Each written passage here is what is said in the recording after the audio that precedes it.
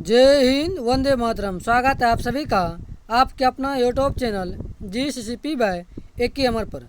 आज के इस वीडियो में हम देखेंगे कि 10th क्लास के ज्योग्राफी का जो भूगोल है उसका पहला जो चैप्टर है यूनिट 1 भारत संसाधन एवं उपयोग, उससे जितने भी प्रश्न बनते हैं ऑब्जेक्टिव टाइप के सारे प्रश्न को एक वीडियो में देखने जा रहे हैं। बहुत लंबा वीडियो नहीं होगा, 10 से 15 मिनट का यह वीडियो होगा।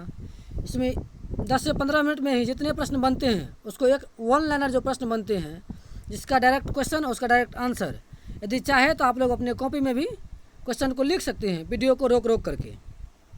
तो चलिए समय को नहीं गंवाते हुए पहला क्वेश्चन की शुरुआत करते हैं। पहला क्वेश्चन क्या कह रहा है?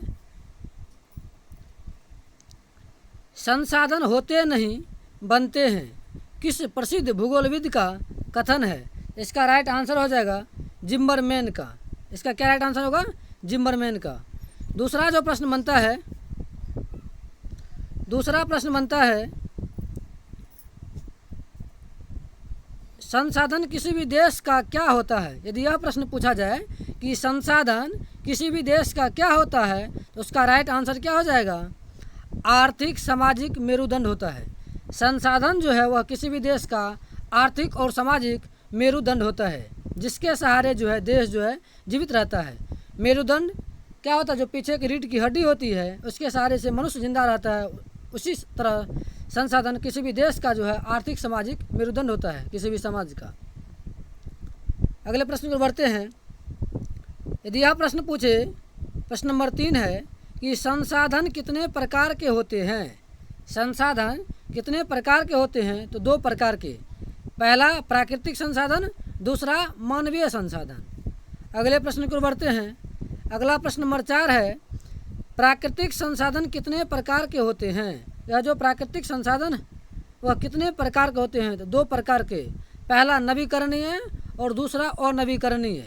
यदि यह पूछे नवीकरणीय संसाधन कौन कौन है, जैसे सौर ऊर्जा, पवन ऊर्जा, जल ऊर्जा, विद्युत ऊर्जा, यह क्या हो गए? नवीकरणीय संसाधन, जिसको हम पुनः प्राप्त कर सकते हैं कम समय में, उसको बोलते हैं नवीकरणीय संसाधन। और अनवीकरणीय संसाधन होते हैं जिसको प्राप्त होने में लाखों हजारों वर्ष लग जाते हैं, उसे कहते हैं अनवीकरणीय संसाधन। अगले प्रश्न को बढ़ते हैं। प्रश्न नंबर 5 है, यही से देखिए, और नवीकरणीय संसाधन जैसे हो गया जीवाश्म ईंधन। जीवाश्म ईंधन में क्या? तो कोयला, पेट्रोल, डीजल, ये सभी क्या है? और नवीकरणीय संसाधन है। अगला जो प्रश्न है, प्रश्न नंबर 5 देखिए, उत्पत्ति के आधार पर संसाधन के प्रकार। उत्पत्ति के आधार पर जो है संसाधन के प्रकार 2 है। पहला जैव और दूसरा अजैव, याद रखिएगा। अगला प्रश्न है उपयोगिता के आधार पर संसाधन के प्रकार। उपयोगिता के आधार पर हो गया नवीकरणीय और अनवीकरणीय, नवीकरणीय और अनवीकरणीय। अगला प्रश्न है स्वामित्व के आधार पे, यानी कि मालिकाना के आधार पे 4 प्रकार के। पहला व्यक्तिगत, दूसरा सामुदायिक, तीसरा राष्ट्रीय और चौथा अंतर्राष्ट्रीय। स्वामित्व के आधार पे हो गया 4 प्रकार के।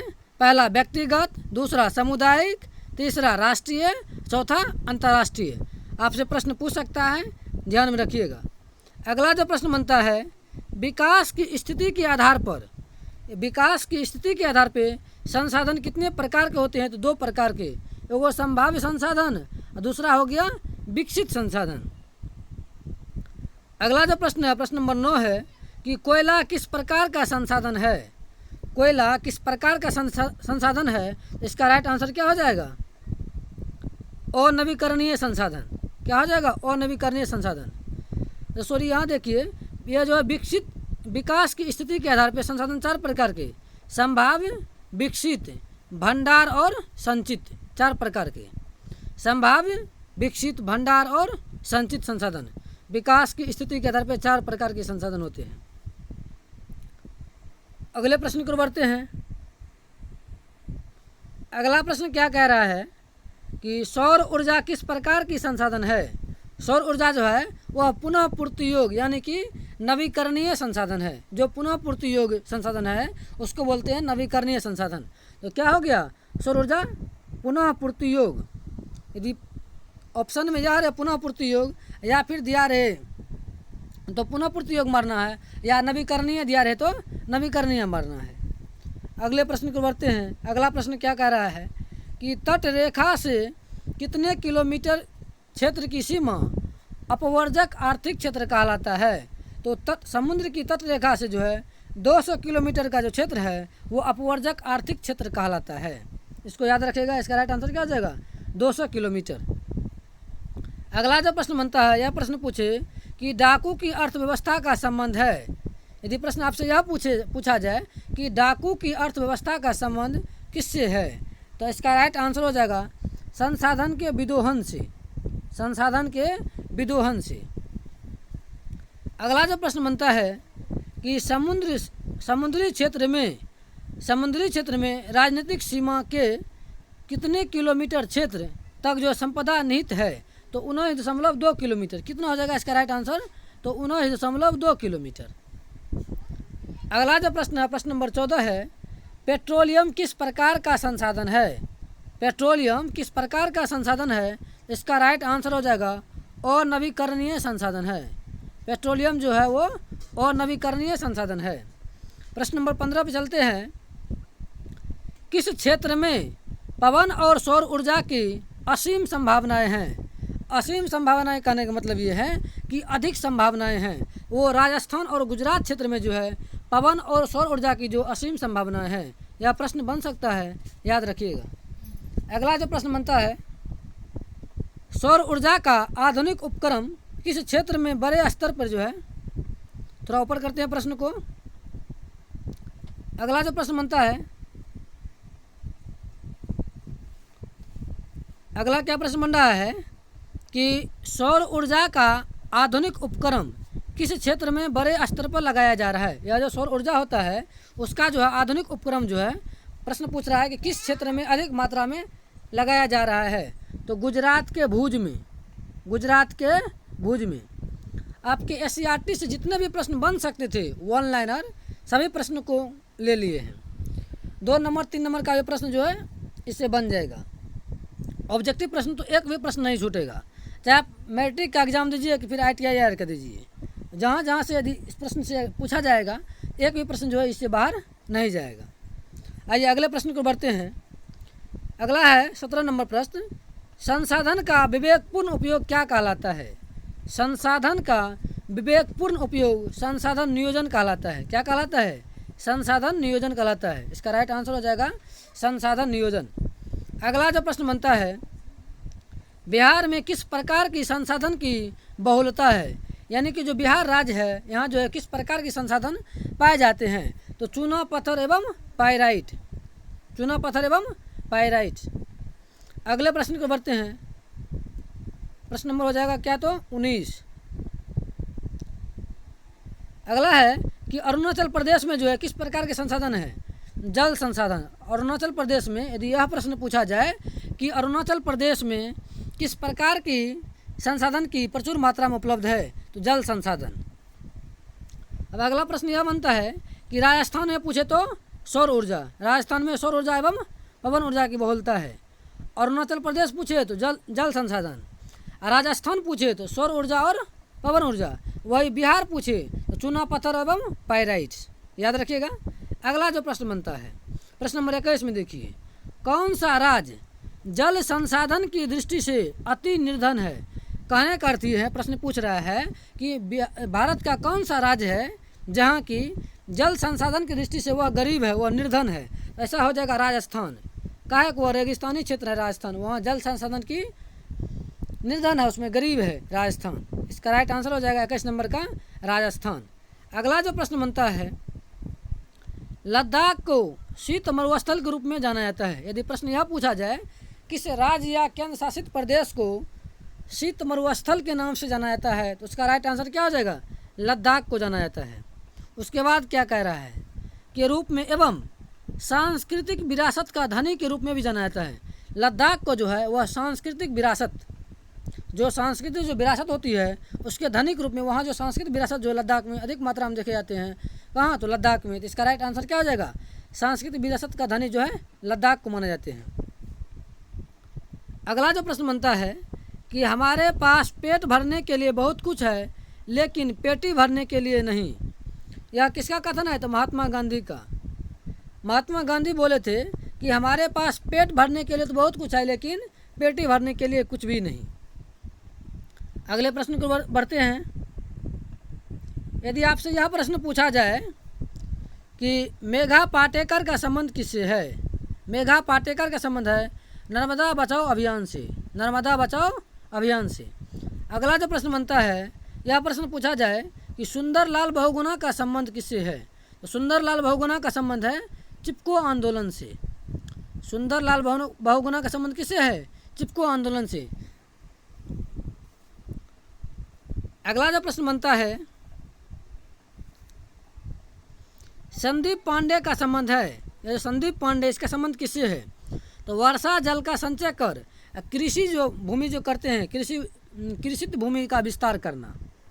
संदीप पांडे का जो है, यह प्रश्न पूछा जाए कि संदीप पांडे का संबंध किससे है, ऑप्शन में रहेगा वर्षा जल संचय से है, या चिपको आंदोलन से, नर्मदा बचाओ अभियान से है। तो किससे हो जाएगा? वर्षा जल संचय से। और इसका मुख्य क्या था कि वर्षा जल को संचय करके और कृषि भूमि का जो है विस्तार करना। जहाँ जहाँ कृषि नहीं हो रहा है वहाँ क्या करेंगे? सिंचाई करेंगे और वहाँ फसल का पैदावार करेंगे। ठीक। अगला जो प्रश्न बनता है, अगला प्रश्न है, गांधी जी किसका घोर विरोधी थे? गांधी जी जो है मशीन का जो है घोर, मशीन से जो उत्पादन करते थे किसी भी चीज़ का, उसका क्या करते थे? वो घोर विरोध करते थे। तो मशीन द्वारा उत्पादन वस्तु का जो है वह घोर विरोधी थे महात्मा गांधी। अगला जो प्रश्न बनता है, प्रश्न नंबर 28 है, संसाधन संरक्षण हेतु अंतर्राष्ट्रीय स्तर पर सर्वप्रथम 1968 ईस्वी में कहाँ पर इसकी वकालत की गई थी? देखिए प्रश्न यह पूछ रहा है कि जो संसाधन है, संसाधन क्या होते हैं? जो मानव की आवश्यकताओं की पूर्ति करते हैं। यह जो संसाधन संरक्षण है, इसको संरक्षण करने के लिए जो है अंतर्राष्ट्रीय स्तर पर सर्वप्रथम जो 1968 ईस्वी में, यह भी प्रश्न पूछ सकता है आपसे कि संसाधन संरक्षण हेतु अंतर्राष्ट्रीय स्तर पर सर्वप्रथम कब इसकी बात की गई थी? वकालत मतलब होता है इसकी बात करना, इसके बारे में बोलना, इसका साइड लेना। तो कब? 1968 ईस्वी में। कहाँ किया गया था? क्लब ऑफ रोम में। रोम का एक जगह है क्लब, उसमें वहाँ हुआ था, क्लब ऑफ रोम में। अगला जो प्रश्न बनता है, प्रश्न नंबर 29 है, कब पूछ रहा है, कब सुमशेर की पुस्तक स्मॉल इज ब्यूटीफुल। यहाँ से एक और प्रश्न बनता है, यह पूछा जाए कि सुमशेर की पुस्तक का क्या नाम है? Small is beautiful. ऑप्शन में और सारा ऑप्शन रहेगा, इसका राइट आंसर क्या हो जाएगा? Small is beautiful. तो सुमशेर की पुस्तक स्मॉल इज ब्यूटीफुल में संसाधन संरक्षण से संबंधित गांधी जी का विचार, गांधी जी भी अपना विचार प्रस्तुत किए थे। और इस गांधी जी के विचार को जो है सुमशेर की पुस्तक में स्मॉल इज ब्यूटीफुल जो पुस्तक था, उसमें जो है संसाधन संरक्षण से संबंधित गांधी जी के विचार प्रस्तुत किए गए थे। कब? तो 1974 ईस्वी में। 1974 ईस्वी में महात्मा गांधी के विचार प्रस्तुत हुए थे। किस पुस्तक में? स्मॉल इज ब्यूटीफुल में। स्मॉल इज ब्यूटीफुल में। और इसके लेखक कौन था? सुमशेर था। अगला जो प्रश्न बनता है, प्रश्न नंबर 30 है, पर्यावरण संरक्षण हेतु सर्वप्रथम कहाँ और कब विश्व शिखर सम्मेलन आयोजित हुआ था? कहाँ हुआ था? स्टॉकहोम जो स्वीडन में पड़ता है। कब हुआ था? तो 1972 ईस्वी में। स्टॉकहोम स्वीडन में। कब? तो 1972 ईस्वी में, याद रखिएगा। अगला जो प्रश्न बनता है, यह प्रश्न पूछा जाए कि पर्यावरण दिवस कब मनाया जाता है? तो 5 जून को मनाया जाता है पर्यावरण दिवस, तो 5 जून को। अब आगे प्रश्न बनता है कि प्रथम पृथ्वी शिखर सम्मेलन का आयोजन कहाँ और कब हुआ था? तो 3 से लेकर के 14 जून के बीच में हुआ था 1992 ईस्वी में। कहाँ? तो रियो डी जेनेरो में, ब्राज़ील में हुआ था। पहला हुआ कब? और ये तो प्रथम ही है। कब हुआ? तो 1992 ईस्वी में। कहाँ? तो ब्राज़ील में हुआ था, रियो डी जेनेरो ब्राज़ील में। और दूसरा पृथ्वी शिखर सम्मेलन कब हुआ? तो 1997 ईस्वी में। कहाँ? तो न्यूयॉर्क अमेरिका में हुआ था। पहला 92 में, दूसरा 97 में, 5 साल के अंतर है, देख लीजिए। पहला ब्राज़ील में, रियो डी जेनेरो ब्राज़ील में, और दूसरा कहाँ हुआ? न्यूयॉर्क अमेरिका में पड़ता है। कहाँ पड़ता है? अमेरिका में। अगला जो प्रश्न बनता है, अगला प्रश्न है कि तृतीय पृथ्वी शिखर सम्मेलन कब हुआ था? तो 26 अगस्त से लेकर के 4 सितंबर के बीच में। कब? तो 2002 ईस्वी में। पहला 1992, दूसरा 97, और फिर तीसरा 5 साल के बाद देखिए 2002 में हुआ था। कहाँ? जोहान्सबर्ग में। और पूछा जाए जोहान्सबर्ग कहाँ पड़ता है? तो दक्षिण अफ्रीका में पड़ता है। कहाँ? दक्षिण अफ्रीका में पड़ता है जोहान्सबर्ग। अब जो अगला प्रश्न बनता है कि क्योटो सम्मेलन कब हुआ, क्योटो सम्मेलन कब हुआ, तो ये हुआ था दिसंबर 1997 ईस्वी में। प्रश्न पूछा जाए क्योटो सम्मेलन कब हुआ, तो दिसंबर 1997 ईस्वी में पृथ्वी को ग्लोबल वार्मिंग से बचाने के लिए हुआ था। कहाँ हुआ था, तो जापान में, जापान के क्योटो शहर में हुआ था। कहाँ हुआ था, जापान में हुआ था। अब अगला जो प्रश्न बनता है कि क्योटो सम्मेलन को विश्व पर्यावरण सम्मेलन या फिर ग्रीन हाउस सम्मेलन के नाम से भी जाना जाता है। या यदि यह प्रश्न पूछा जाए कि क्योटो सम्मेलन को और अन्य किस नामों से जानते हैं, इसका राइट आंसर क्या हो जाएगा, विश्व पर्यावरण सम्मेलन या फिर ग्रीन हाउस सम्मेलन के नाम से भी जानते हैं। तो आज का प्रश्न यही समाप्त होता है। टोटल 34 प्रश्न था। तो ये वीडियो आप लोगों को कैसा लगा, यदि अच्छा लगे तो चैनल को सब्सक्राइब कर लीजिए, लाइक कर दीजिए और अपने दोस्तों के बीच में शेयर कीजिए ताकि अधिक से अधिक आदमी के बीच यह वीडियो पहुंच सके। यदि आप टेलीग्राम चैनल से जुड़ना चाहते हैं तो एक ही अमर स्टडी टेलीग्राम चैनल का नाम है, जहाँ पे PDF भी आप लोगों को मिल जाएगा। और मोबाइल नंबर, यदि कोई इन्फॉर्मेशन आप लोग चाहते हैं तो मोबाइल नंबर ये है, डायल करके आप लोग कोई इन्फॉर्मेशन गेन कर सकते हैं। तो थैंक यू, जय हिंद।